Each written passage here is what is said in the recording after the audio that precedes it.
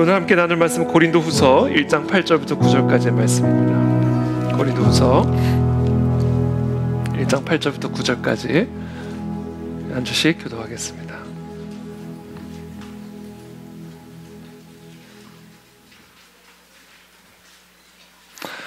우리 청년부가 딱 이렇게 앞에 앉아 계시니까 너무 좋습니다. 우리 청년부 한번 축복의 박수 이렇게 해주시겠습니다. 우리 다 청년이니까 우리 모두에게 다 한번 큰 축복의 박수. 세상에는 두 종류의 청년이 있습니다. 애가 있는 청년과 애가 없는 청년, 결혼한 청년과 결혼하지 않은 청년. 우리 모두 다 청년입니다. 귀한 하나님의 쓰임을 받는 우리 새벽 이슬 같은 청년들이 다 되시길 축복합니다. 우리 고린도후서 1장 8절부터 9절까지 우리 한 절씩 여러분들이 우리 짧은 구절이니까 다 함께 한 목소리를 읽겠습니다. 시작. 형제들아, 우리가 아시아에서 당한 환난을 너희가 모르기를 원하지 힘에 겹도록 심한 고난을 당하여 살 소망까지 끊어지고 우리는 우리 자신이 사형 선고를 받은 줄 알았으니 이는 우리로 자기를 의지하지 말고 오직 죽은 자를 다시 살리시는 하나님만 의지하게 하심이라. 아멘. 네, 오늘은 우리 하나님만 의지하게 하심이라 라는 주제를 가지고 하나님의 말씀 함께 나누겠습니다. 우리의 삶과 이 세상에 불어닥치는 이 고난은 오직 한 가지의 이유만을 가지고 있습니다. 그것은 바로 이 세상의 창조주의자, 유일한 통치자이신 하나님의 명령, 이 하나님의 명령이 이 땅 가운데 임하게 되는 다양한 종류의 크고 작은 모든 고난의 단 하나의 이유입니다. 이사야서 45장 7절입니다. 나는 빛도 짓고 어둠도 창조하며 나는 평안도 짓고 환난도 창조하나니 나는 여호와라. 이 모든 일을 행하는 자니라 하였노라. 이 모든 일을 행하는 자, 그분 바로 하나님이십니다. 예레미야에 가서 3장 37절부터 38절입니다. 주의 명령이 아니면 누가 이것을 능히 말하며 이루게 할 수 있으랴. 화와 복이 지존자의 입으로부터 나오지 아니하느냐. 하나님의 명령이 아니라면 이런 일은 절대로 일어날 수가 없다. 모든 화와 복이 오직 하나님의 명령, 지존자의 입으로 말미암는 것이다. 이 세상의 모든 고난은 오직 한 분, 하나님께서 일으키는 것이며 또 하나님이 일으키시는 고난에는 크게 세 종류가 존재한다는 말씀을 제가 어제 나누어 드렸습니다. 오늘 다시 한번 그 세 가지 종류를 조금 더 되씹어 보면서 오늘 말씀을 계속해서 이어가기를 원합니다. 고난에는 크게 세 가지 종류가 있다는 말씀을 하죠. 첫 번째는 우리의 죄로 인한 고난입니다. 성경에서는 우리의 죄로 인한 고난을 다른 말로 하나님의 심판 또는 하나님의 저주라고 말합니다. 동의어죠.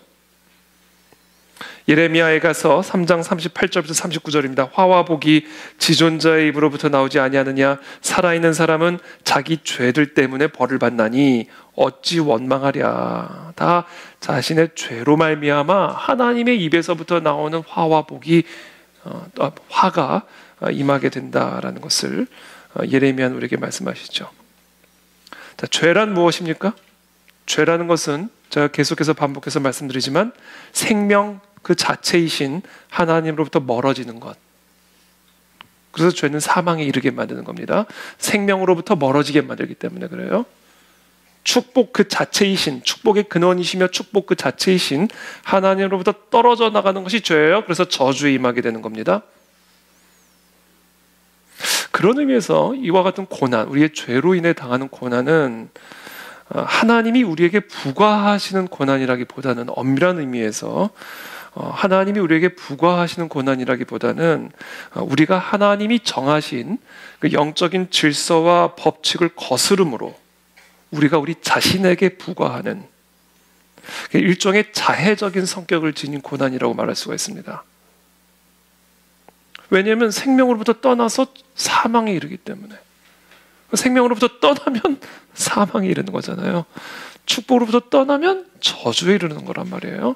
그러니까 하나님이 정하신 영적 질서와 법칙을 거스름으로 생명에 이를 수 있는 길, 축복에 이를 수 있는 길을 내가 거스름으로 사망에 내가 이르게 된 것이고 저주에 이르게 된 것이기 때문에, 물론 이 모든 저주와 사망이 하나님의 입에서부터 나오는 것이지만 엄밀하게 말하면 내가 선택해서 내가 사망과 내가 저주에 이른 일종의 자해적인 성격을 지니고 있는 거예요.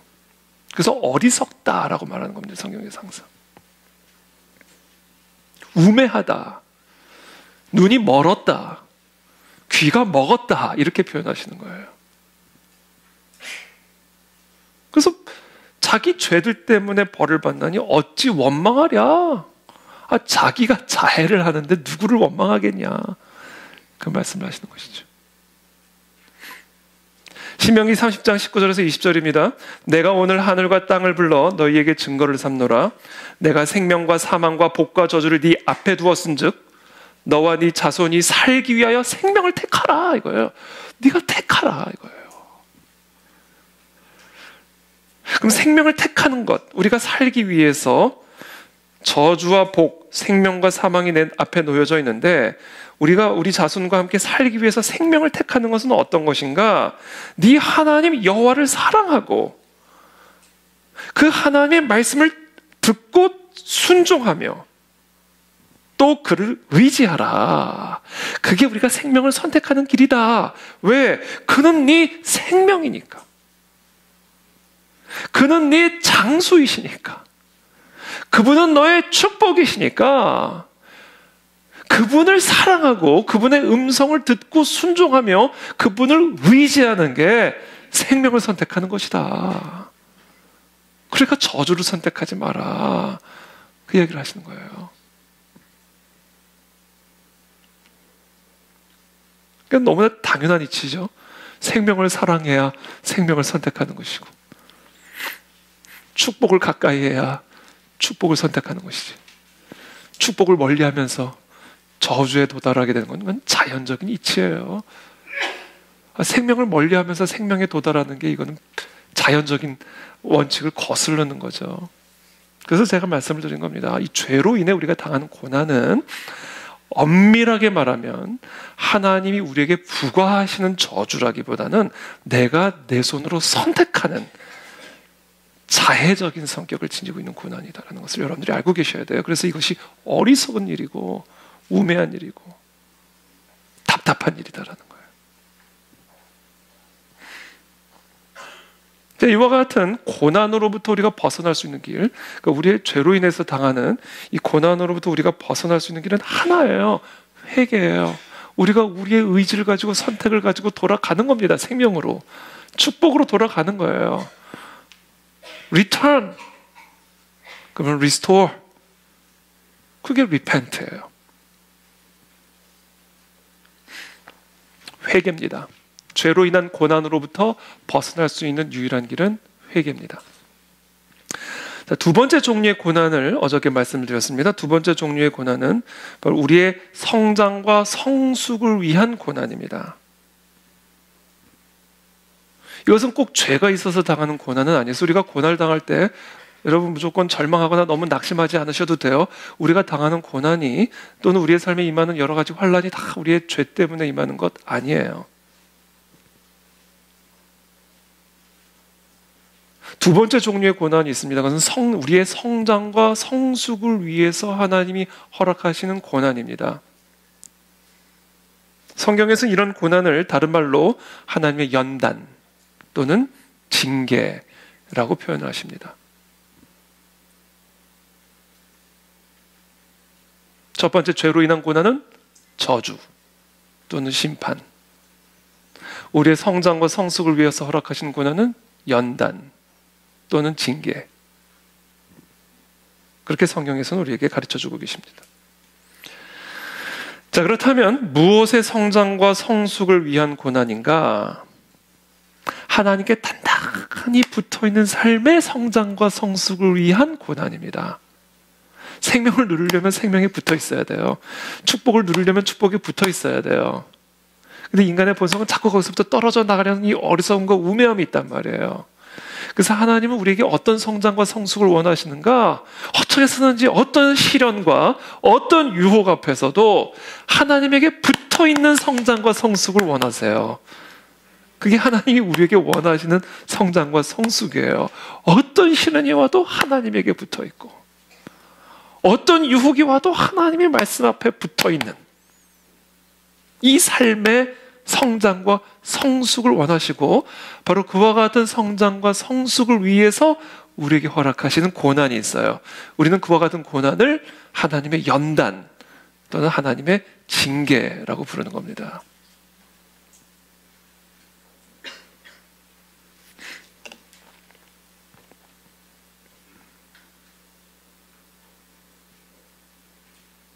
아까도 말씀드렸지만 우리가 고난을 당하는 이유가 항상 우리의 죄 때문인 것은 아니에요. 물론 고난이 오면 일단 1차적으로 죄로 인한 고난은 아닌지를 점검하셔야 됩니다. 나는 죄 때문에 이런 고난을 당할 리가 없어, 이런 말을 함부로 할 수 있는 사람은 없어요. 그러니까 항상 고난이 오면 우리의 행위를 조사하고 여호와께로부터 멀어져 있지는 않은지를 점검하는 자세가 올바른 자세입니다. 그러나 하나님과 친밀하게 붙어 있어도 고난은 온다.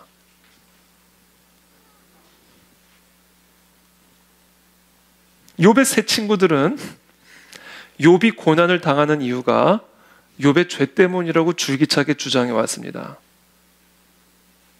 그러면서 욥의 회개를 계속해서 촉구했습니다. 그러나 욥기의 결론 부분, 욥기의 서론 부분을 봐도 알 수 있지만 이 욥기의 결론 부분인 42장을 보면 하나님이 욥의 세 친구들에게 너희가 욥에게 나에 대해서 말한 그 모든 말들이 욥의 말처럼 옳지 않다. 너희들이야말로 회개의 번제를 드려야 된다. 라고 명령하시는 것을 보게 됩니다. 결국 하나님이 욥의 세 친구와 욥의 손을 들어주신 거예요.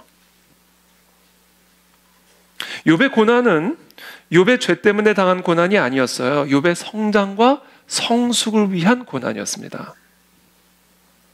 욥기 42장 5절, 욥기 결론 부분을 보면 욥이 이렇게 고백하는 것을 보게 됩니다. 내가 주께 대하여 귀로 듣기만 하였사오나 이제는 눈으로 주를 배움나이다.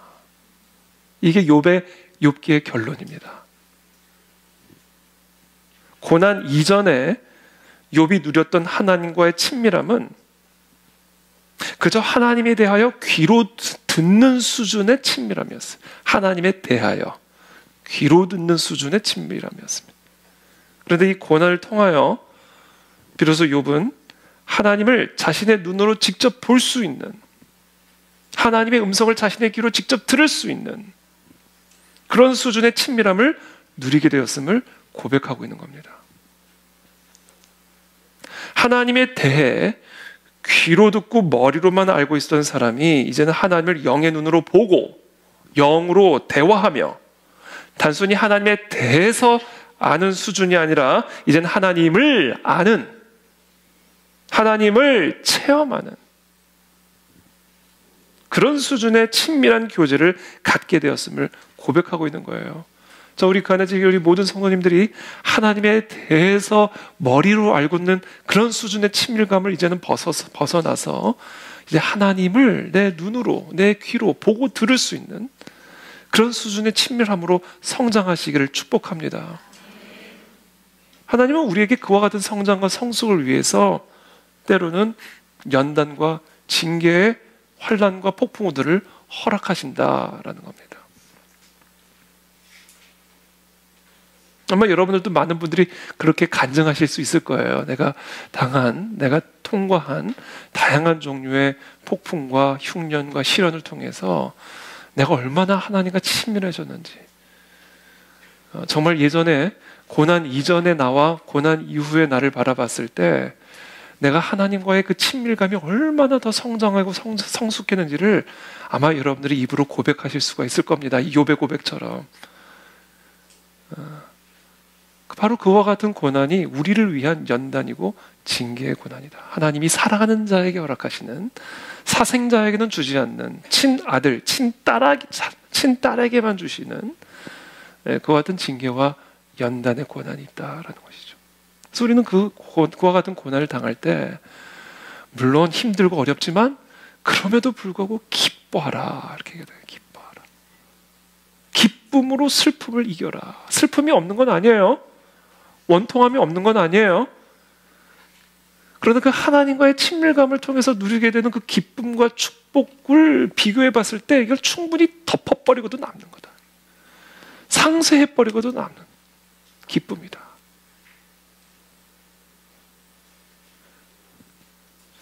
그래서 지금 혹시 그와 같은 연단 가운데 계신 분들이 있다면, 그와 같은 연단 속에서 여전히 나의 원통함과 슬픔과 억울함이 더 크다면 더 하나님과의 친밀감을 더 키워가십시오. 그 수준으로까지 하나님 우리가 성장하고 성숙하기를 지금 기대하고 계시고 원하고 계시고 기다리고 계시는 겁니다. 그래서 결국에는 우리가 이 연단과 시련을 통해서 겪는 이 모든 눈물과 슬픔들을 넘치도록 압도할 만큼의 기쁨과 축복의 샘이 그 하나님과의 친밀한 교제를 통해서 터져나오는 것을 우리로 하여금 체험하게 하실 줄을 믿습니다.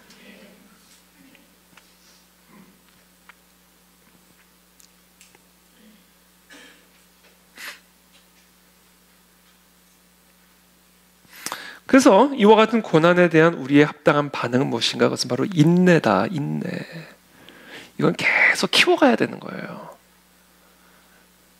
하나님과의 친밀한 교제를 통해서 내 영에서 터져나온 그 평강과 기쁨과 사랑과 감사가 쭉 커져서 이 시련과 연단을 통해서 내게 주는 고통을 완전히 엎어버릴 때까지, 그냥 덮쳐버릴 때까지, 완전히 상쇄하고도 남음이 있을 때까지 이게 쭉 커 올라가야 되는 거예요.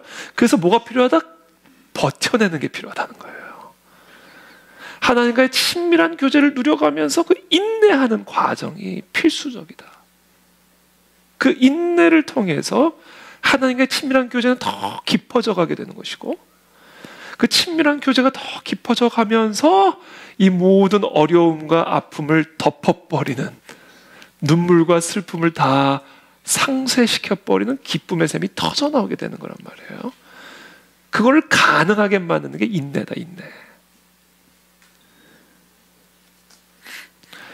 그래서 야고보서 1장 2절에서 4절에서 이렇게 말합니다. 내 형제들아, 너희가 여러 가지 시험을 당하거든 온전히 기쁘게 여기라. 이는 너희 믿음의 시련이 인내를 만들어내는 줄 너희가 알미라. 인내를 온전히 이루라. 이는 너희로 온전하고 구비하여 조금도 부족함이 없게 하려 함이라. 오늘 이 밤에 하나님께서 혹시 이와 같은 연단의 시간들을 통과하고 계신 분들이 계신다면 인내할 수 있는 힘을 불어넣어 주시기를 기도합니다. 하늘로부터 주어지는 인내의 힘이 저와 여러분들 모두에게 부어질 줄을 믿습니다. 그것을 하나님은 약속하고 계시는 거예요. 약속하고 계시는 겁니다. 다 감당할 수 있다는 거예요. 사람이 감당할 수 없는 시험은 없다. 다 감당하게 하신다. 피할 길도 내주시고, 피할 길은 여러 가지가 있겠죠. 정말 그 시험을 벗어날 수 있는 길, 또는 그 시험을 넉넉하게 이길 수 있는 길, 하여튼 어찌됐든 우리에게 시험이 임했다면 우리는 그것을 감당할 수 있다. 왜? 하나님이 감당하게 하실 것이기 때문이다라는 믿음을 가지고 오늘 이 밤에 그와 같은 힘과 은혜를 받으시기를 예수님의 이름으로 축복합니다. 세 번째, 우리에게 주어지는 고난의 종류가 있는데 그 고난의 종류는 바로 하나님의 영광을 위한 고난입니다.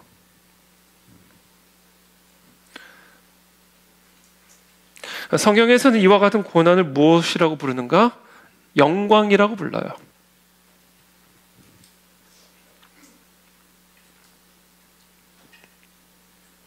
여러분, 하나님이 우리를 통하여 영광을 받으실 때,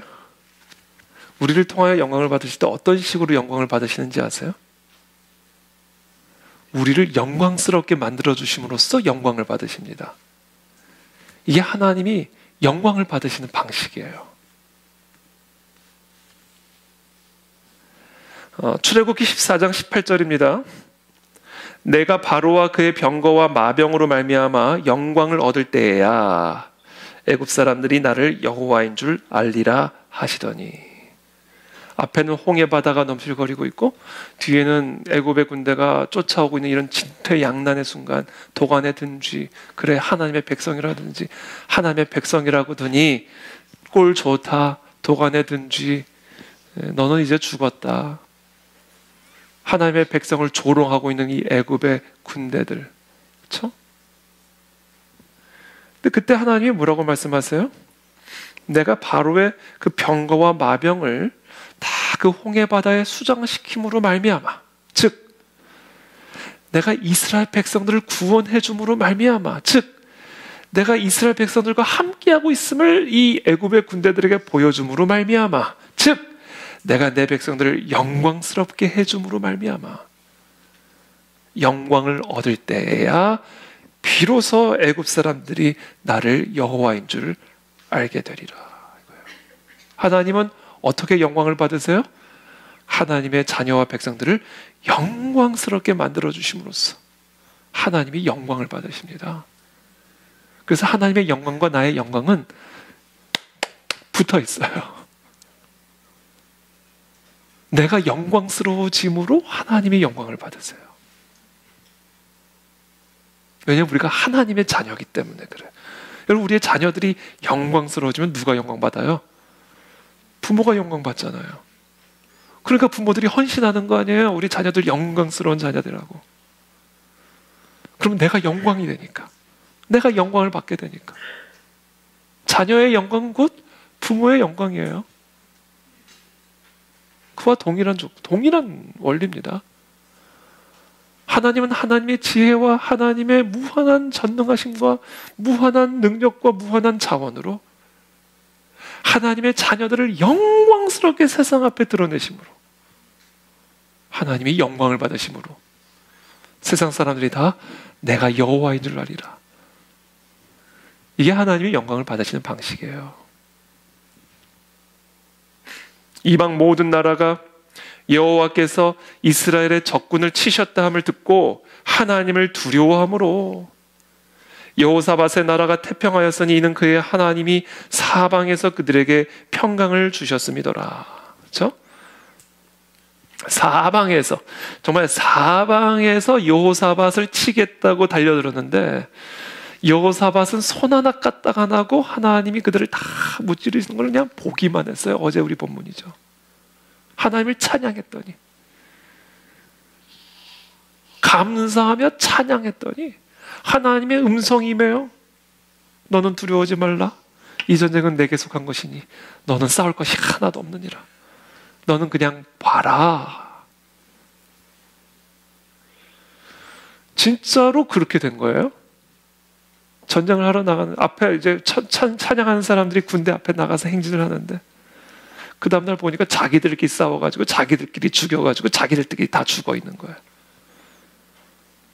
그걸 이방 사람들이 듣고는, 여호와께서 이스라엘의 적군들을 다 치셨음을 듣고는 하나님을 두려워함으로 여호사밧의 나라가 태평하게 된 거예요. 그러니까 여호사밧과 여호사밧을 영광스럽게 이 적군 앞에서, 원수들 앞에서 상을 베풀어 주심으로써, 원수들 앞에서 내 머리에 기름을 부어 주심으로써 하나님이 영광을 받으신다는 거예요. 내가 영광 받는 것과 하나님이 영광 받으신 것은 일치하는 얘기입니다. 그런데 우리가 하나님의 축복을 받아서 이와 같은 하나님의 승리를 누리고 하나님의 축복을 받은 그런 하나님의 자녀로서의 영광스러움, 하나님의 자녀로서의 영광스러움을 누리기 위해서는요, 반드시 그분의 음성을 듣고 그분을 따라가야 돼요. 그분에게 붙어 있어야 돼요. 그분을 찬양해야 돼요. 그분을 사랑해야 돼요. 그분을 가까이 해야 된단 말이에요. 이것을 바꿔 표현하면 하나님의 음성을 듣고 그 음성을 따라가는 순종이 있어야 된다는 얘기예요. 청종이 있어야 된다는 얘기예요. 그게 하나님에게 붙어 있는 거예요. 그런데 문제는 그 순종의 길이, 그 청종의 길이 항상 평탄한 길인 것도 아니고 또 항상 나의 뜻과 일치하는 길인 것도 아니에요. 하나님의 생각은 우리의 생각과 달라요. 하나님의 길은 우리의 길과 달라요. 그래서 그래서 우리가 하나님의 생각과 하나님의 길에 붙어서 그분의 음성을 듣고 그분을 따라가, 그래서 생명에 붙어있고 축복에 붙어있는 하나님의 자녀된 영광스러움을 누리려면 우리의 뜻을 버리고 그분의 뜻을 따라가는, 우리의 길을 포기하고 그분의 길을 따라가는 고난이 요구된단 말이에요. 그게 고난이에요, 우리에게는. 우리의 본성 때문에 그래요. 우리의 뜻, 우리의 길은 언제나 우리의 육신적인 안위와 육신적인 만족을 추구하는 성향이기 때문에, 타고난 본성상 우리의 뜻과 우리의 길은 자동적으로 육신의 만족과 육신의 안위로 향하게 되는 그런 성향을 가지고 있기 때문에, 우리의 뜻과 우리의 길과는 다른 그 하나님의 뜻과 하나님의 길을 따라가려면, 그 뜻과 길에 철저하게 붙어있는 삶을 살려면, 어떤 시련과 유혹 앞에서도 떨어지지 않으려는 그런 성장과 성숙이 있다면 우리에게 뭐가 주어지냐면 고난이 있어요. 내 육신적인 안위를 포기해야 되기 때문에, 내 육신적인 만족을 때로는 꺾어야 되기 때문에 고난이 있고 아픔이 있고 희생이 있단 말이에요. 그게 우리 예수 그리스도께서 보여주신 순종의 길이고, 하나님께서 우리에게 이 마음을 품어라 명령하신 마음, 그분이 바로 그리스도의 마음이에요. 빌립보서 2장 5절에서 8절입니다. 너희 안에 이 마음을 품으라 명령이에요. 붙어 있어야 되기 때문에. 그래야 영광스러움을 누리고, 그래서 하나님께 영광을 돌릴 수 있기 때문에. 이 마음을 품으라, 어떤 마음인가? 곧 그리스도 예수의 마음이니 그는 근본 하나님의 본체시나 하나님과 동등됨을 취할 것으로 여기지 아니하시고 오히려 자기를 비웠어요. 하나님이 자기를 비워서 사람이 됐어요. 근데 그냥 사람이 됐으면 뭐 왕이 될 수도 있고 귀족이 될 수도 있고 뭐 대단한 사람이 될 수도 있는데, 종의 형체로 비워버렸어요. 그렇게 해서 사람들과 같이 되셨어요. 얼마나 고통스러웠을까? 여러분, 하나님이 사람이 됐으니 그거 자체가 고통이에요. 그렇죠? 여러분, 우리가 한국에서, 대한민국에서 이렇게 편안하게 맛있는 거 먹고, 그렇죠? 편안하게 더우면 에어컨 바람 나오고 언제든지 이렇게 나와서 우리가 예배를 드릴 수 있고, 이러고 있다가 정말 어려운 종교의 자유도 없고 아주 가난한 제3세계 국가 한번 가보세요. 그냥 거기 있는 것 자체가 고통이에요. 거기 있는 자체가 고난이라고요. 먹고 싶어도 먹을 데가 없고, 잠자면 막 바퀴벌레 나오고, 에어컨은 고장나 있고, 그냥 고난이라, 그게. 이거는 뭐 우리의 그냥 일상적인 삶의 그냥 간편한 비유를 들어 설명한 것이지만, 여러분, 하나님이 사람이 되셨어요. 얼마나 답답하고 괴로우셨겠냐. 우리가 하루 기부스를 해도 고통스러운데, 사람에게 갇혀 계셨으니, 육에 갇혀 계셨으니, 전능하신 하나님.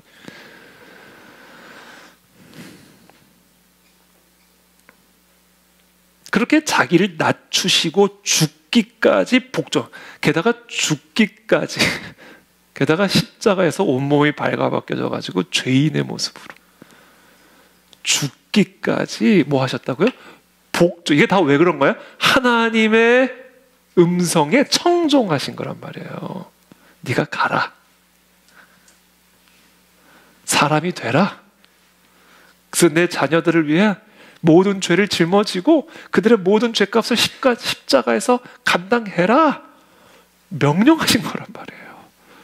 그래서 하나님의 본체가 죽기까지 복종하신 게 십자가 사건이에요. 그 마음을 품으라 이거예요. 그 마음을 품어야만 너희는 하나님의 길에 붙어 있을 수 있고, 하나님의 생각에 붙어 있을 수 있고, 그래서 어떤 시련과 유혹과 환난 앞에서도 하나님의 축복이 너희의 삶에 붙어 있을 수 있고, 하나님의 능력이 너희의 삶에 붙어 있을 수 있고, 하나님의 은혜가 너희의 인생에 붙어 있을 수 있다. 그렇게 해야 나의 영광이 너희의 삶에 붙어 있을 수 있고, 그래야 내가 영광을 받는다, 이 얘기하시는 거예요.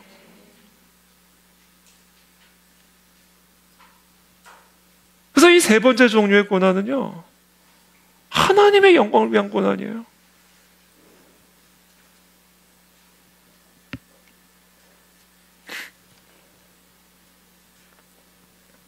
이어지는 빌립보서 2장 9절 말씀 보세요. 이러므로 이 죽기까지 복종함으로 하나님이 그를 지극히 높여 영광스럽게 해주신 거죠.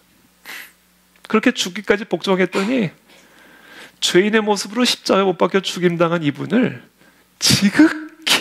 지극히 더 이상 높여줄 수가 없는 만큼 높여. 어느 자리까지? 하나님의 자리로까지. 모든 이름 위에 뛰어난 이름을 주사 하늘에 있는 자들과 땅에 있는 자들과 땅 아래에 있는 자들로 모든 무릎을 예수의 이름에 꿇게 하시고 모든 입으로 예수 그리스도를 주라 시인하여 하나님 아버지께 영광을 돌리게 하느니라, 이거예요. 죽기까지 하나님의 뜻에 복종했더니 하나님의 이 예수 그리스도를 하나님의 자리로까지 영광스럽게, 지극히 영광스럽게 만들어 주심으로 하나님이 영광을 받으셨다, 이겁니다. 이게 우리가 하나님께 영광을 돌리는 원리입니다.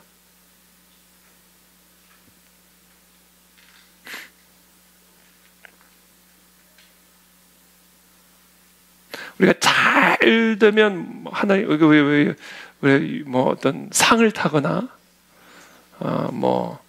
아주 영광스러운 위치에 올라가 우리가 하나님께 영광을 돌리지나 그러잖아요. 그래서 우리가 하나님께 영광을 돌릴 수 있도록 잘 되게 해달라고 기도하잖아요. 그게 맞아요. 우리가 잘 돼야 하나님께 영광이 됩니다. 우리가 영광스러워질 때 하나님의 영광을 받으시기 때문에 그래요. 근데 그 영광스러워지는 과정이 바로 이와 같다. 죽기까지 복종함으로 하나님이 그를 지극히 높이심으로 하나님이 영광을 받으신다. 그러니까 이런 고난을 당하게 될 때 우리는 어떻게 해야 돼요? 기뻐해야 돼요. 영광의 자리에 올라가는 거니까. 이거는 기뻐해야 된다는 얘기예요. 기뻐해야 된다는 얘기예요.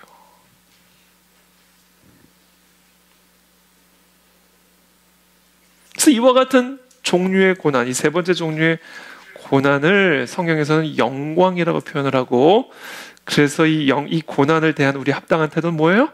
영광에 대한 합당한 태도는 뭐예요? 기쁨이죠. 기쁨.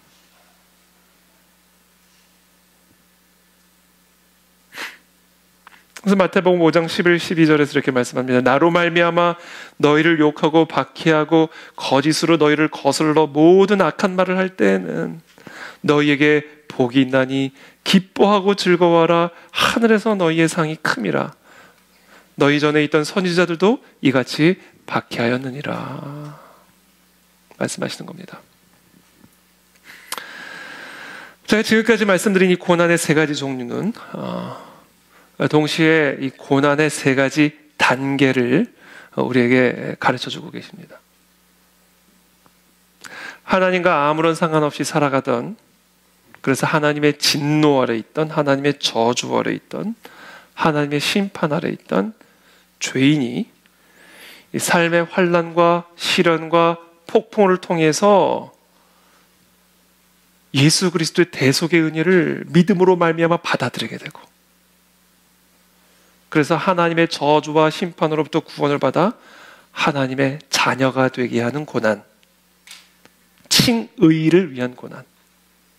이것이 첫 번째 제가 말씀드린 고난의 종류입니다. 그와 같은 칭의를 받은 그리스도인들은 이제는 두 번째 단계 고난으로 나아가게 됩니다. 그것은 바로 우리의 영적 성장과 성숙을 위한 고난으로 나아가게 됩니다. 하나님께 더 붙어 있고, 하나님의 말씀에 더 붙어 있고, 어떤 시련과 유혹 앞에서도 하나님의 말씀 앞에 붙어 있는 1단계에서 2단계, 2단계에서 3단계, 3단계에서 4단계, 저급반에서 중급반, 중급반에서 고급반, 고급반에서 전문가반, 계속해서 성장과 성숙으로 나갈 수 있도록 허락하시는 성장과 성숙을 위한 고난, 이것은 성화를 위한 고난입니다.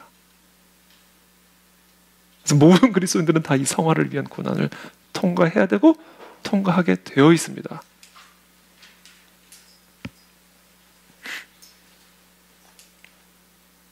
그리고 그와 같은 성화를 위한 고난을 통과함으로써 어떤 상황과 어떤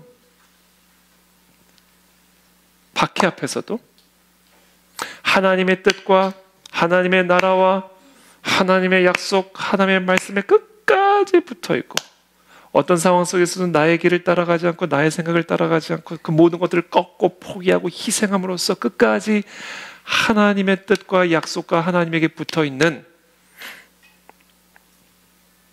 그와 같은 순종의 삶, 십자가의 길, 자기 부인을 하고 하나님을 따라가는, 내 뜻대로 하지 마셨고 아버지의 뜻대로 하옵소서, 겟세마나의 그 십자가의 길을 끝까지 통과하게 하심으로써 이 땅에서, 그리고 이 땅 이후의 영원한 삶 속에서 우리로 하여금 하나님의 자녀에게 합당한 영광스러움을 누리게 하시고, 또한 그것을 통해 하나님이 영광을 받게 하시는 고난, 이것은 바로 우리 모두에게 주어지는 최종적인 고난, 영화를 위한 고난이다. 그래서 이 고난의 세 가지 종류는 바로 우리 그리스도인들에게 주어지는 고난의 3단계를 우리에게 말씀해 주고 있는 거예요. 그래서 우리는 다 이 고난의 과정을 통과해야만 하게 됩니다. 크고 작은 다양한 종류의 시련을 통해. 그래서 여러분들 앞으로 우리의 인생의 여정을 살아가실 때 우리가 하나님의 나라라고 하는 우리의 항해의 목적지에 도달하는 그날까지 우리는 고난을 반드시 통과할 텐데, 이와 같은 다양한 단계의 다양한 종류의 고난을 통과하게 될 것이라는 것을 여러분들이 염두에 두시고, 그 종류에 합당한, 그리고 그 단계에 합당한 반응을 보임으로써 하나님의 자녀로서의 영광스러움을 이 땅에서도 누리고, 이 땅 이후에서의 삶에서도 그 영원한 하나님의 자녀로서의 영광스러움을 누림으로 하나님께 영원한 영광을 올려드리는 그런 영화로운 하나님의 자녀들이 다 되시기를 예수님의 이름으로 축복합니다.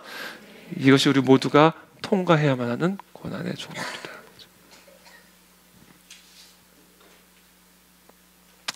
오늘 본문은 이 사도 바울이 당한 고난에 대한 이야기입니다. 고린도후서 1장 8절의 말씀 우리 다 함께 한번 같이 읽어보겠습니다. 시작.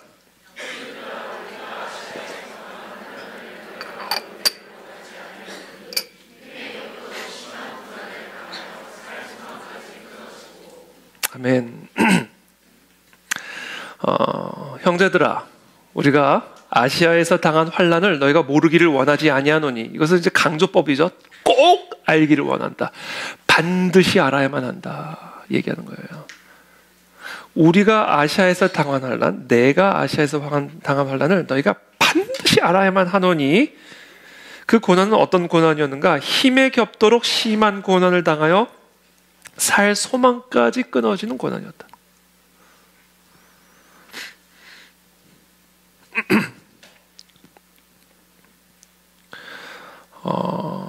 우리가 잘 알다시피 사도 바울은 끊임없이 사람들로부터 비방과 모함을 당했습니다. 돌팔매질을 당했고요, 몽둥이에 맞았으며, 또 사람들은 그를 죽이기로 맹세까지 했습니다. 한적한 곳에서는 강도의 위험이 뒤따랐고, 도시에서는 소동이 일어나서 사도 바울을 공격했습니다. 그 와중에도 사단의 사자인 육체의 가시가 끊임없이 사도 바울을 괴롭혔고, 온갖 고통과 근심이 그의 마음과 육체를 짓누르는 삶을 평생을 살아왔습니다. 바울은 자신의 이와 같은 고난을 힘에 겹도록 심한 고난을 당하여 살 소망까지 끊어지는 고난이었다. 이렇게 표현을 하고 있습니다. 여기서 심한 고난을 당했다. 여기서 표현하는 심한 고난을 당했다라는 이 헬라어 원어적인 표현을 우리가 조금 더 염두에 둘 필요가 있습니다. 여기서 말하는 우리가 심한 고난을 당했다라는 얘기는 우리가 심한 압박을 받았다 이야기예요. Under great pressure.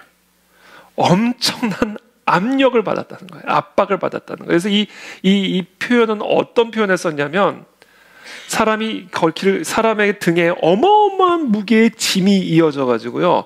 제대로 몸을 가눌 수 없을 만큼 완전히 찌부러진 상태. 자기의 몸을 짓누르고 있는 이 어마어마한 무게의 짐으로 말미암아 내가 그냥 찌부러져 있는 상태예요. 압박당하는 상태. 짓눌린 상태입니다. 도무지 길을 걸어갈 수 없는, 제대로 서 있을 수조차 없는, 찌부러질 수밖에 없는 그런 의미가 바로 이 심한 고난을 당했다. 이 헬라어 원어가 갖고 있는 의미입니다. 이게 바로 바울이 아시아에 있을 때 자신이 경험한 고난의 모습이었다. 고난의 상황이었다라고 말을 합니다.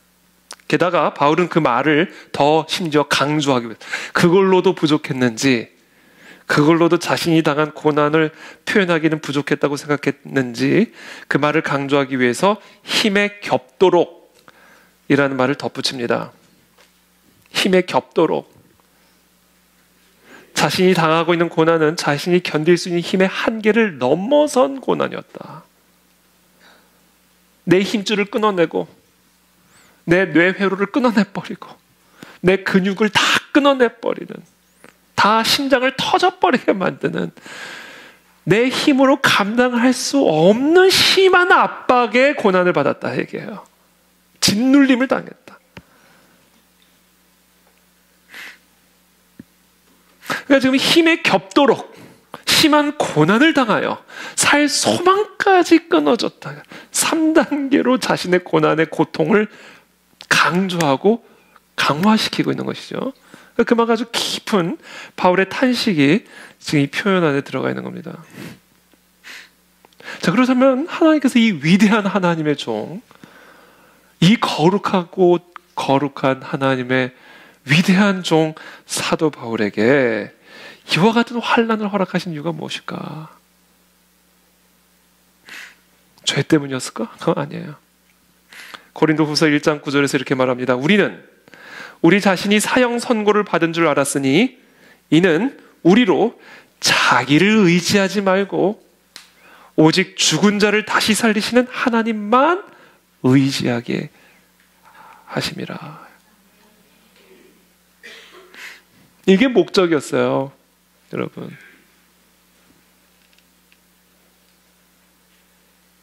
우리로 자기를 의지하지 말고, 자기 자신을 의지하지 말고, 자기의 지혜를 의지하지 말고, 자기의 능력을 의지하지 말고, 자기가 준비한 거 의지하지 말고,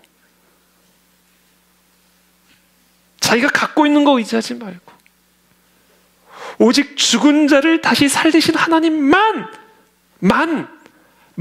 의지하게 하시기 위해서 힘에 겹도록 심한 고난을 당하여 살 소망까지 끊어지게만 이 삼겹줄의 고난을 바울에게 허락한 거예요.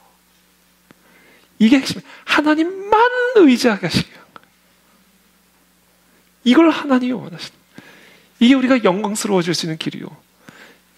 이것이 우리가 하나님께 영광을 돌릴 수 있는 유일한 길입니다. 제가 설교 원고를 나름대로 철저하게 준비를 하는 편이거든요. 설교 원고를 사실은 그냥 정말 이걸 그냥 하면 바로 책으로 내기까지는 그럴 수는 있어도 하여튼 그만큼 단어 하나하나, 어조 하나하나 아주 사실은 세밀하게 섬세하게 사실은 설교 원고를 준비하는 편이에요.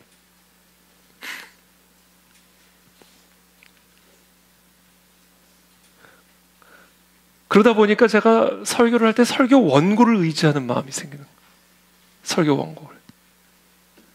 그걸 하나님이 어느 날 말씀하시더라고요. 설교 원고를 철저히 준비하는 건 오케이. 그러나 설교는 하나님만 그러니까 설교 원고는 하나님만 의지해서 설교 원고 준비하고, 설교할 때는 하나님만 의지해서 설교하는 거예요. 이게 하나님이 우리와 함께 하시는 원리입니다. 공부할 때는 하나님만 의지해서 공부하고, 시험 볼 때는 하나님만 의지해서 시험 보는 거예요. 모든 일을 우리는 하나님만 의지해서 하는 거예요. 하나님만 의지해서 공부해가지고 내가 공부한 것과 시험 보는 거 아니에요. 하나님만 의지해서 설교 원고 준비해가지고 설교 원고 의지해서 설교하는 거 아니에요. 모든 거를 하나님만 의지하는. 하나님은 우리에게 그것을 주시기를 원하세요. 저의 간절한 소망, 우리의 간절한 소망 그게 돼야 됩니다. 하나님만 의지하는 거예요. 그래서 우리가 금식하는 거예요. 하나님만 의지합니다. 하나님의 말씀만 의지합니다. 우리 그걸 금식을 통해서 배우는 것이고, 환난을 통해서 배우는 것이고, 힘에 겹도록 심한 고난을 당하여 살 소망까지 끊어져 내 마음에 사형 선고를 받은 것 같은 상황을 통해서 우리는 배우게 되는 거예요. 그래야 우리가 배우게 된다는 거예요.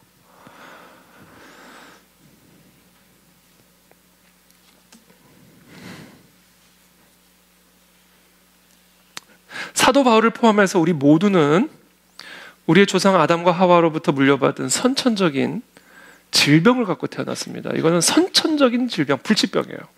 죽을 때까지 갖고 살아가는. 그 질병의 이름은 바로 죄예요, 죄. 그리고 그 죄의 증상은 뭐다? 하나님을 의지하지 않고 하나님과 멀어져서 자기 스스로를 의지하고자 하는 경향. 이게 우리가 태어나면서부터 죽을 때까지 갖고 살아가게 될 무시무시한 선천적인 질병입니다. 이게 정말 무서운 질병이에요. 생명으로부터 떨어지게 만드니까. 예레미야서 2장 13절이죠. 내 백성이 두 가지 악을 행하였나니 곧 그들이 생수의 근원되는 나를 버린 것과 나를 떠난 것과 나를 멀리한 것과 그리고는 스스로 웅덩이를 판 것인데, 스스로 자기를 의지하는 것, 그것은 그 물을 가두지 못할 터진 웅덩이들이니라. 하나님을 버리고 스스로 살고자 하는 경향, 생명을 버리고 스스로 생명을 찾아가고자 하는 경향, 축복을 버리고 스스로 축복을 세워가고자 하는 이 경향, 이 경향이 바로 아담과 하와로부터 물려받은 죄라고 하는 질병의 본질입니다. 우리가 죄를 이야기를 할 때, 오늘 제가 아주 중요한 부분을 여러분들과 좀 나누고 싶은데요. 우리가 죄를 이야기를 할 때, 이 율법적인 행위 또는 어떤 우리의 마음의 죄에 치중해서 생각을 하는 경향이 많이 있습니다.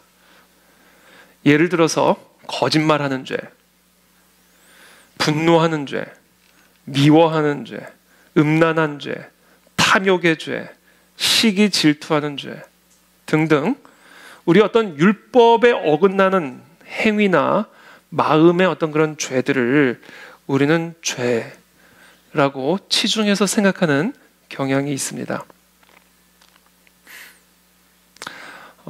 저는 개인적으로 이와 같은 죄와 또 회개에 대한 한국교회 성도들의 오해가 한국교회 성도들의 성장과 성숙을 가로막고 있는 신학적인 오류 중에 하나라고 저는 생각합니다.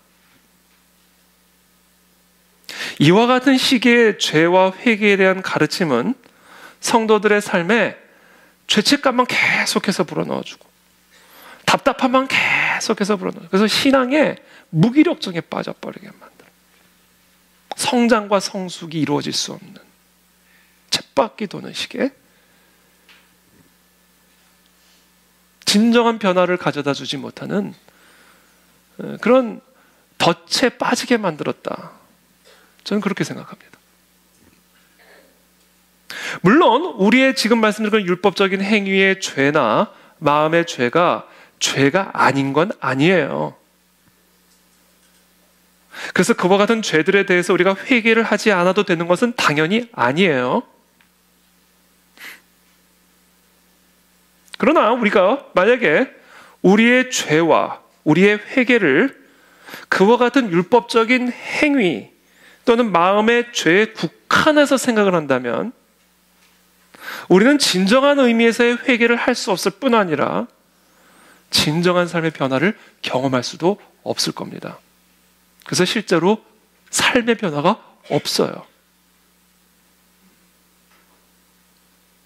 비성경적인 뻔뻔함만 늘어납니다.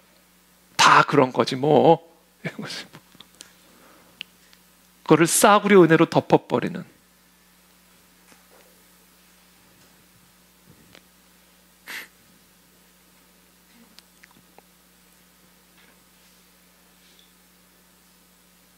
그래서 결국은 죄책감과 삶의 변화는 일어나지 않고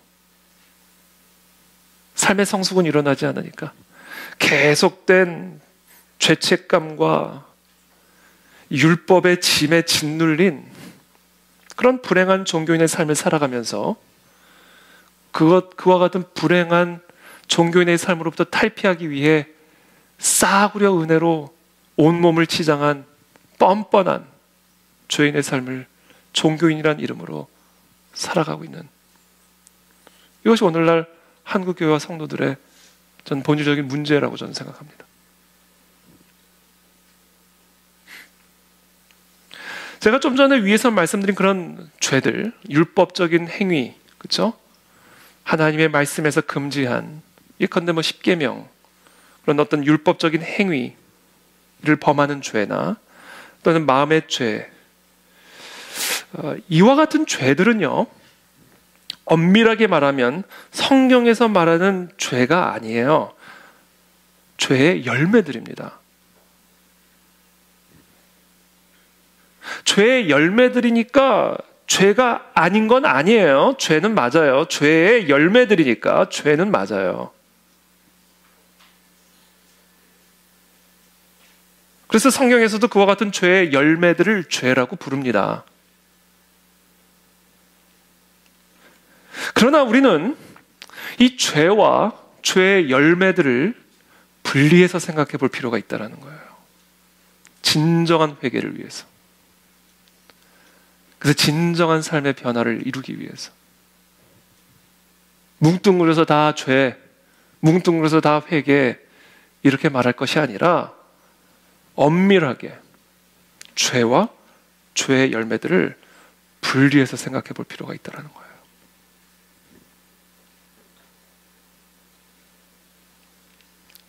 왜냐하면 우리가 우리의 죄의 열매들을 아무리 제거하고 또 아무리 제거해도 우리의 죄를 제거하지 않는 한 죄의 열매들은 계속 나와요. 온전히 제거될 수가 없어요. 이거 동의하시는 분 손 들어보세요. 네, 감사합니다.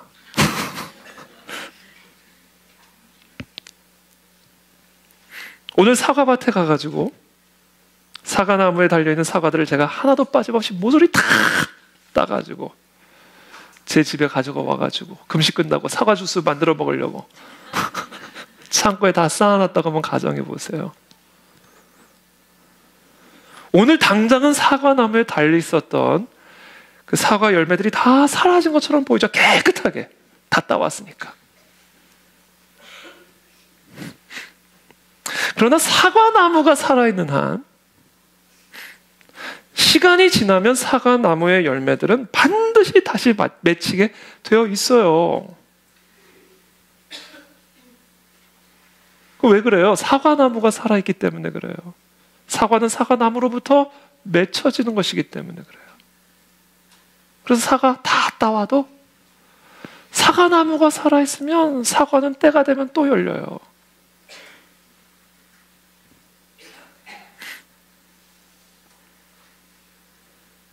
그렇기 때문에 이 죄가 해결되지 않으면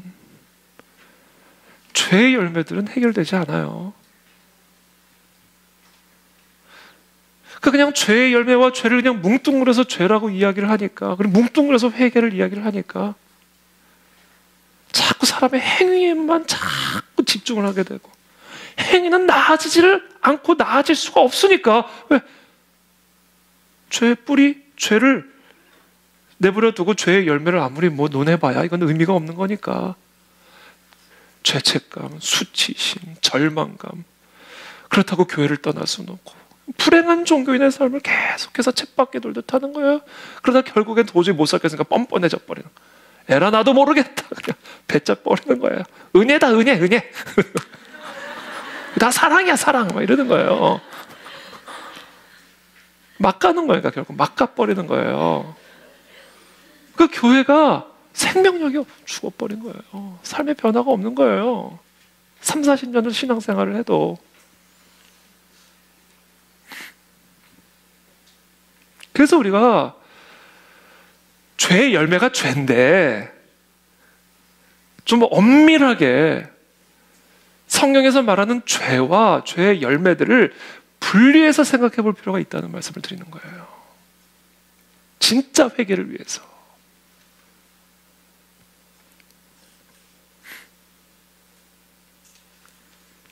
그렇다면 죄와 죄의 열매는 어떻게 다릅니까? 죄는 영어로 뭐라고 불러요? sin. 좋아요. sin. 범죄는 영어로 죄는 영어로 쓰면 죄의 열매는 뭐라고 불러요? crime이라고 부를 수 있는 거예요. crime. fruit of sin이 아니라 crime이라고 부를 수 있는 거예요. crime.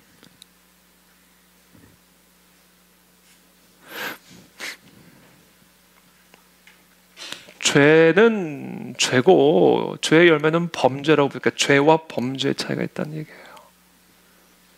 물론 뭐 사회적인 의미, 법적인 의미에서는 죄와 범죄를 다 동일하게 세상에서는 말을 하지만 성경적인 의미에서 죄와 범죄는 다르다는 거예요.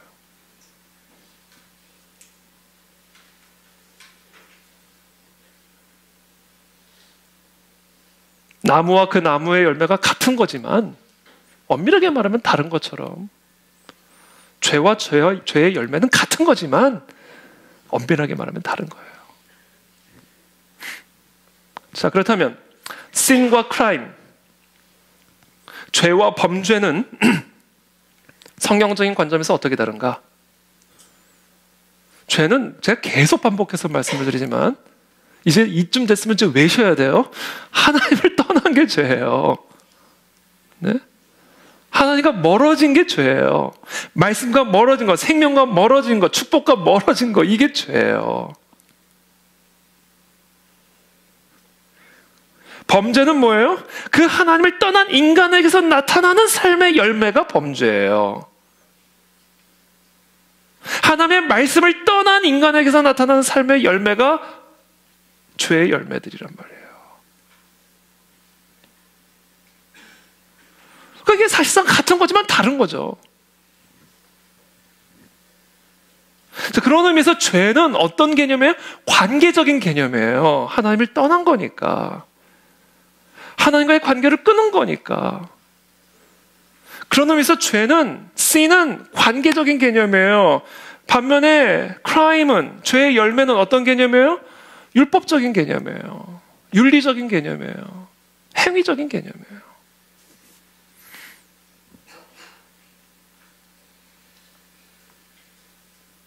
그러니까 우리가 아무리 율법을 행하려고 노력을 하고 아무리 성경적인 가르침을 따라 살려고 노력을 해도 우리가 그 말씀을 제대로, 하나님의 뜻을 제대로 행할 수 없는 이유는 우리가 하나님과 거리가 멀어진 상태에서 하나님의 뜻을 행하려고 하니까, 하나님의 말씀과 멀어진 상태에서 하나님의 말씀을 지키려고 하니까 이게 안 되는 거예요. 죄 가운데 있기 때문에 죄의 열매를 끊을 수가 없는 겁니다.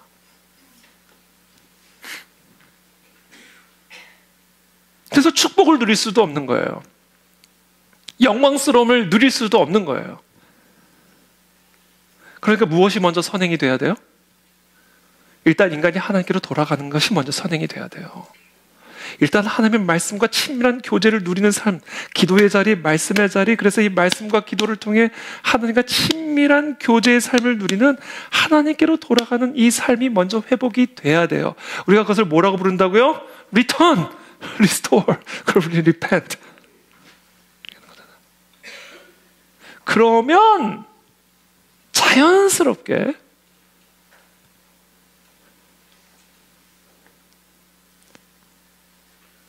열매가 바뀌기 시작해요. 불의의 열매, 저주의 열매, 사망의 열매들이 조금씩 생명을 잃어가기 시작하고, 의의 열매, 축복의 열매, 생명의 열매가 조금씩 내 삶에 주렁주렁 매달리기 시작하게 된단 말이에요.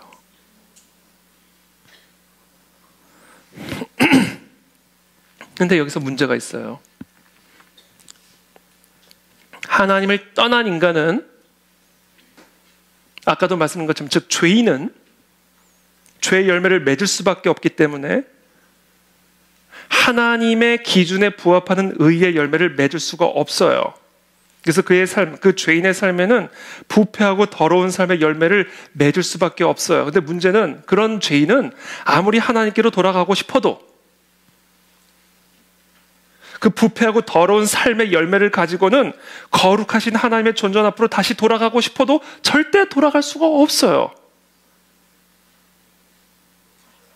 그래서 모든 인간들은 하나님께로 돌아가고 싶어도 돌아갈 수가 없기 때문에 하나님의 진노와 심판과 저주 아래 저주받은 인생을 살다가 결국에는 영원한 저주 가운데로 들어갈 수밖에 없는 저주받은 운명인 거예요. 우리 모든 인간들이. 그러니까 인간이 외통수에 걸린 거예요. 외통수에 걸린 거예요. 하나님을 떠난 인간은 하나님께로 돌아가야만 의와 축복의 열매를 맺는 생명의 삶을 살 수가 있는데, 하나님을 떠난 인간은 하나님의 의와 기준에 부합하는 의로운 삶의 열매를 맺을 수 없기 때문에 거룩하신 하나님의 진노 아래 있게 되었고, 그래서 인간은 하나님께로 돌아가고 싶어도 돌아갈 수가 없는 그런 운명의 처형. 이게 바로 아담과 하와의 후손으로 태어난 모든 인간들이 안고 있는 하나님을 떠난 죄인들의 운명적인 딜레마예요. 하나님께로 돌아가야만 살 수 있는데 돌아갈 수는 없어. 왜? 내 안에 있는 이 부패하고 타락한 더러운 열매 때문에. 거룩하신 하나님의 존전 앞에 서게 되는 순간 심판과 지옥으로 들어가게 되는 거예요. 이게 모든 인간들이 갖고 있는 운명적인 딜레마입니다.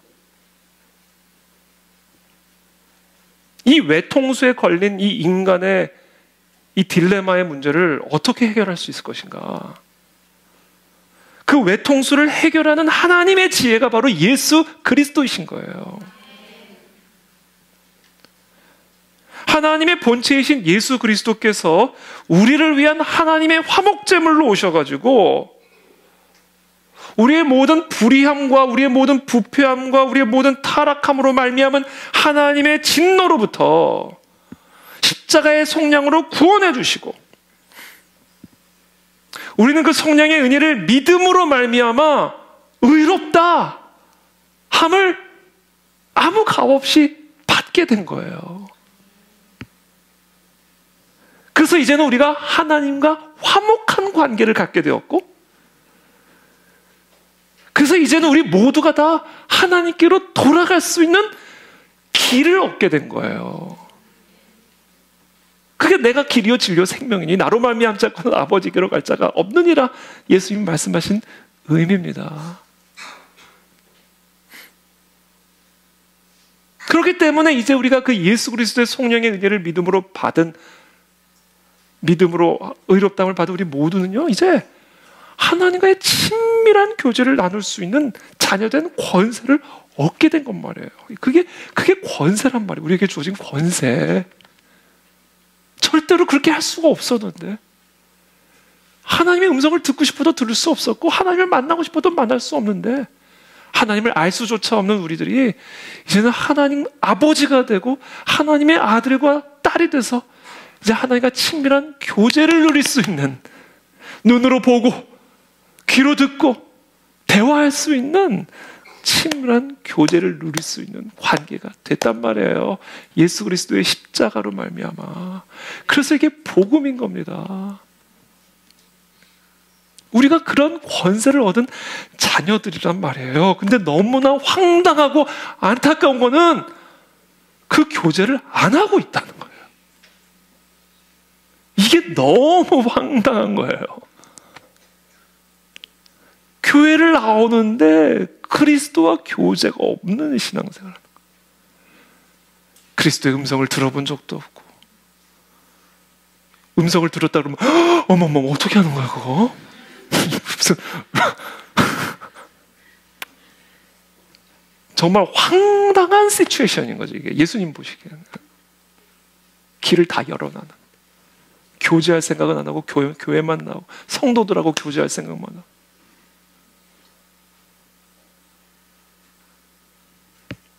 신학적 교리하고만 동행할 생각을 하고, 살아계신 부활하신 지금도 나와 함께하고 나의 살갗보다도 더 나와 가까이 계시는 예수 그리스도와 대화할 생각을 하지 않고 있습니다.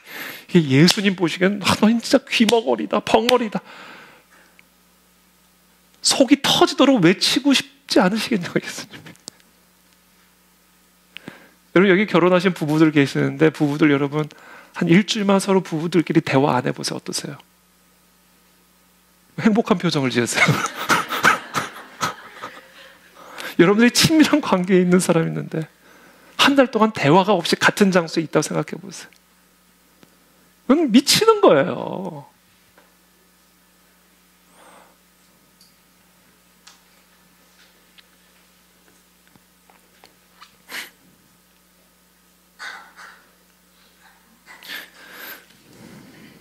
그러니까 우리가 삶의 변화도 없고, 진정한 의미에서의 죄의 의미도 모르고, 진정한 의미에서 회개의 의미도 모르고, 그러니까 삶의 변화도 없고, 하나님과 친밀한 교제가 없으니까 삶의 축복도 없고, 그러니까 이게 하나님께 영광도 되지 않고, 그러니까 아무 쓸모가 없어 사람들에게 짓밟히는 신세가 돼버리는 겁니다. 교회가.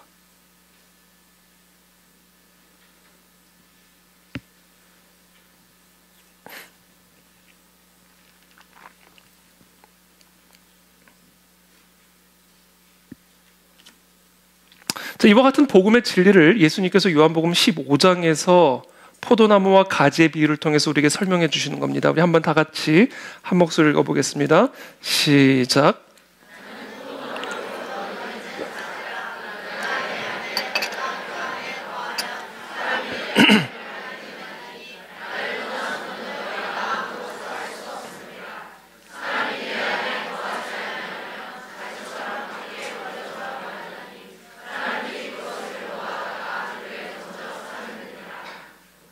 지금 제가 설명드린 것을 지금 예수님이 그대로 말씀해 주시는 거예요. 물론 예수님이 말씀하신 걸 제가 말하는 거죠. 나는 포도나무여 너희는 가지라. 그가 내 안에 내가 그 안에 거하면 뭐예요? 친밀한 관계예요. 서로 대화하고 말하고 듣고, 그래서 그가 내 안에 내가 그 안에 거하면, 그러면 사람이 열매를 많이 맺는다. 삶의 변화의 열매, 의의 열매, 사랑의 열매, 겸손의 열매, 섬김의 열매, 사랑의 열매, 권능의 열매, 지혜의 열매. 그러나 나를 떠나서는 너는 아무것도 할 수 없느니라.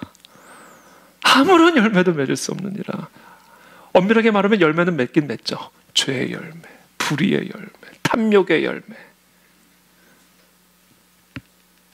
사망의 열매.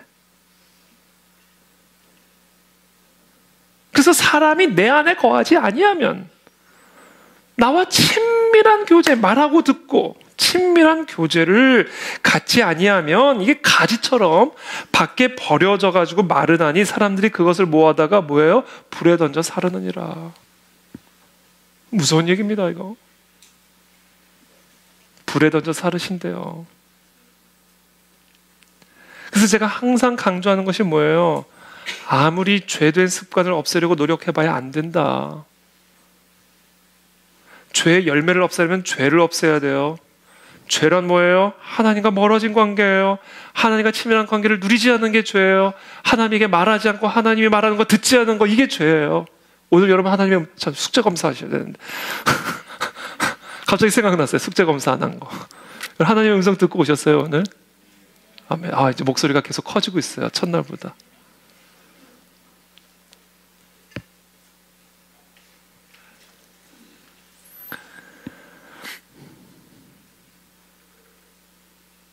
우리가 예수 그리스도를 영접하기 전에는 우리의 범죄함으로 말미암아 하나님의 진노 아래 있었기 때문에 하나님과의 친밀한 관계를 누리고 싶어도 누릴 수 없었지만, 이제는 예수 그리스도의 성령의 은혜로 말미암아 우리 모두가 하나님의 의롭다함을 받은 하나님의 자녀가 됐기 때문에 이제부터는 하나님과의 친밀한 관계 속에서 살아갈 수 있는 길이 열렸고, 그래서 그렇게 살아야만 하는 겁니다.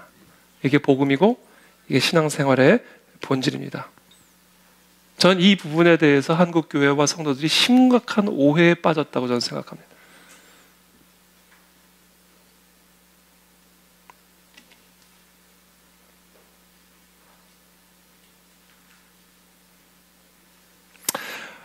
나를 떠나서는 너희가 아무것도 할 수 없느니라. 그것은 다 우리의 나무 대신 하나님이 하시는 일입니다. 우리는 그냥 가지입니다. 가지가 할 일은 오직 하나, 나무에게 붙어있는 것. 그러므로 우리가 해야 할 일은 오직 하나, 하나님 아버지에게 붙어있는 삶을 사는 것. 그것이 우리가 평생에 해야 할 일입니다. 그거 하나만 하면 열매는 맺어지는 겁니다. 그렇게 되면 자연스럽게 죄의 열매들은 조금씩 메말라져 가게 되는 것이고, 그렇게 되면 내 삶 속에 의와 축복의 열매들은 주렁주렁 맺혀져 가게 되는 것입니다.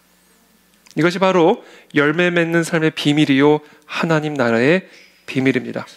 사도 바울은 자신이 아시아에서 당한 환난을 통해서 이 비밀을 자기 자신이 더 깊이 깨달아 알게 된 것이고, 그래서 자신이 당한 환난에 대해서 고린도 교회 성도들이 모르기를 원하지 않는다라고, 반드시 알기를 원한다라고 강력하게 이야기를 하고 있는 것입니다. 우리는 우리가 당한 삶의 폭풍우 한가운데서 바로 이 비밀을 반드시 깨달아 알아야 합니다. 알았던 사람도 다시 한번 되새겨야 합니다. 왜냐하면 우리는 죄라고 하는 선천적인 질병을 죽을 때까지 갖고 살아가야 하는 죄인들이요, 환자들이기 때문에 그렇습니다. 마지막으로 시편 107편 10절부터 15절까지의 말씀, 우리 한번 다 같이 큰 목소리로 한번 읽어보겠습니다. 시작. 사람이 흑암과 사망의 그늘에 앉으며 곤고와 쇠사슬에 매임은 하나님의 말씀을 거역하며 지존자의 뜻을 멸시함이라. 그러므로 그가 고통을 주어 그들의 마음을 겸손하게 하셨으니 그들이 엎드러져도 돕는 자가 없었도다.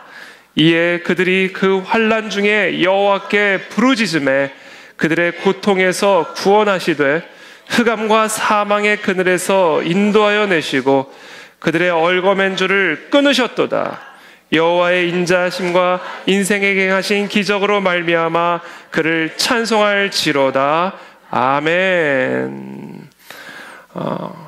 오늘 여기서 우리가 배워야 될 한 가지, 여호와께 부르짖음에, 그렇죠. 하나님의 말씀을 거역하고 지존자의 뜻을 멸시함으로, 즉 하나님을 멀리함으로, 즉 죄로 말미암아 그가 고통을 주어 그들의 마음을 겸손하고 낮아지게 하셨으니 그 결과 뭐예요? 여호와께 부르짖기 시작했다라는 거예요. 여호와께 주여 부르짖기 시작했다는 거예요. 이게 여호와께로 돌아오는 방법입니다. 그러자 그들의 고통에서 구원하시되 흑암과 사망의 그늘에서 인도하여 내시고 그들의 얽어맨 줄을 끊으셨도다. 여호와의 인자심과 인생에게 행하신 기적으로 말미암아 그를 찬송할지로다. 찬송과 부르짖음. 우리는 이것을 통해서 하나님께로 돌아가게 되고 의의 열매를 맺게 되는 것입니다. 이제 말씀을 맺겠습니다. 저는 오늘 본문에 나타난 사도 바울이 경험한 환난과 같은 그런 힘에 겹도록 심한 고난의 상태에 빠지지 않도록 하나님께서 우리 모두를 보호해 주시기를 기도하고 축복합니다. 그러나 만약에 그렇게 되지 않는다면, 만약에 그와 같은 환난을 허락하신다면 그와 같은 경험으로 인해서 오늘 사도 바울이 경험한 그와 같은 교훈을 우리 깊이 마음속에 배울 수 있게 되기를 바라고, 또 그래서 이 환난 속에서 우리를 건져내시고 구원하시는 하나님의 기이한 행적들을 체험함으로 하나님께 영광을 돌리실 수 있는 우리 모두가 되기를 예수님의 이름으로 축복합니다. 하나님만 의지하시기를 축복합니다. 우리 서로 옆에 분들에게 한번 얘기하겠습니다. 하나님만 의지하십시오.